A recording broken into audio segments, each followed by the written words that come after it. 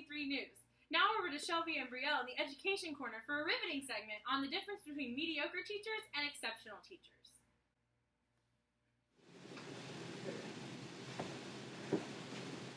Hi, I'm Brielle Brown. And I'm Shelby Bush. And welcome to the Education Corner. Thank you, Brielle. Today I have with me expert Lindsay Lohan to share some definitions so you're not lost throughout the segment. First, we're going to talk about a few things like differentiated instruction, response to intervention, those types of things. They seem like really long, complicated things, but they're not as bad as they seem. So we're going to pan out to some different situations where I've been recorded giving my definitions. Here we go. Hi, I'm like Regina George, and I'm here with Caddy Herring to talk about something. Hi, I'm Katie Heron, and I'm going to talk to you about exceptionalities and the perceptions of disabilities. In your classroom, you're going to have lots of different students with lots of different needs, and there's a good chance that some of those are going to have disabilities. It's really important to remember that just because a student has a disability doesn't mean they're incapable, and that the judgments and prejudices that you know about disabilities don't necessarily apply. It's really important to treat each student equally and to take things as they come rather than making judgments when you get a student in your classroom the first time. Okay. Hi, I'm Brooke Davis, and this is my best friend, P. Sawyer, and she's going to tell you some educational things when I get a latte. I'm Peyton, and I'm going to talk to you about progress monitoring and curriculum-based measurement.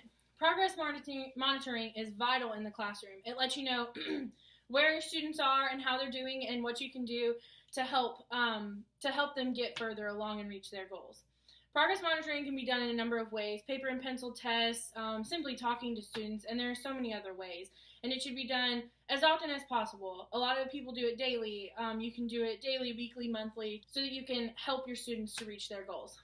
Curriculum-based measurement is a larger test that's based on the curriculum as a whole for the year in one subject.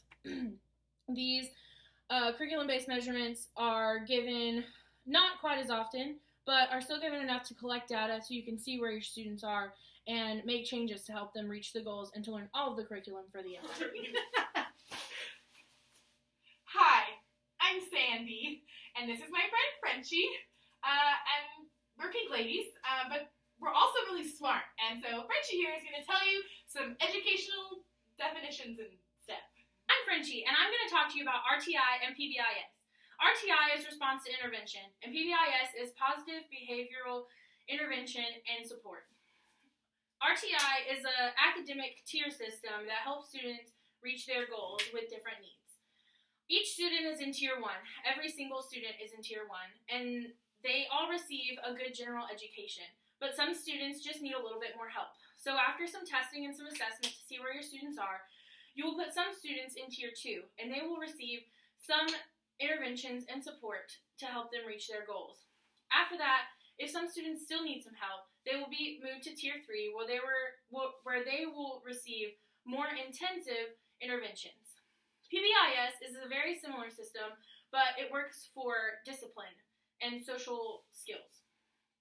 A lot of the times we assume that our students already have social skills and they should know how to act, but this isn't the case. It's very important that in Tier 1, where all students are, we teach social skills and how to behave and the behaviors that we expect from our students, the behaviors we don't expect from our students. In Tier 2, these will be students that get some referrals and do some things that might not be the best decisions, and we will help them and try to get them to a better place in their behavioral issues. And then in Tier 3, these will be students who are on the brink of danger or recklessness and students who need a lot more help. Sup, I'm Frat Daddy. Some sorority girl. She's gonna tell you some educational stuff while I drink me a brewski. Yeah.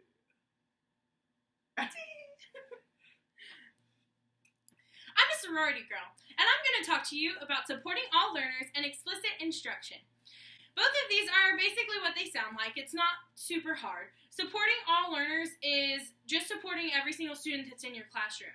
It's really important that no matter someone's culture, their background, their family, their circumstances, their preferences, or their their disabilities, none of those matter, and we should be very supportive to every single learner in our classroom. Explicit instruction is a systematic, direct, engaging, and success-oriented program that helps your students reach their goals in the best way possible. Explicit instruction requires really clear and really concise goals and expectations set out for your students. They know exactly what's going on and when it's going on, and they know their expectations. This includes lots of activities and different things for them to do that are explicit, just like the name, and it really helps students reach their goals because they know exactly what they're going for. Sup? I'm a bully. Don't mess with me. Huh. And I'm a nerd. And I just want to tell you that it's really important that you address bullying in your classroom, even if you think it's not going on. Because chances are all of your students are affected by it in one way or another. And it's really important for them to understand where to go, who they can talk to, or what they can do in the instance of bullying. It's something that needs to be stopped, and you can be the one to put a stop to it. Hello. It's Halloween, and we're at a haunted house. Ooh. She's gonna tell you some creepy educational facts.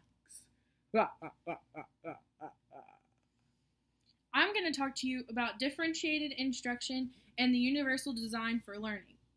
Differentiated instruction is a framework for effective teaching that involves providing different students with different avenues of learning.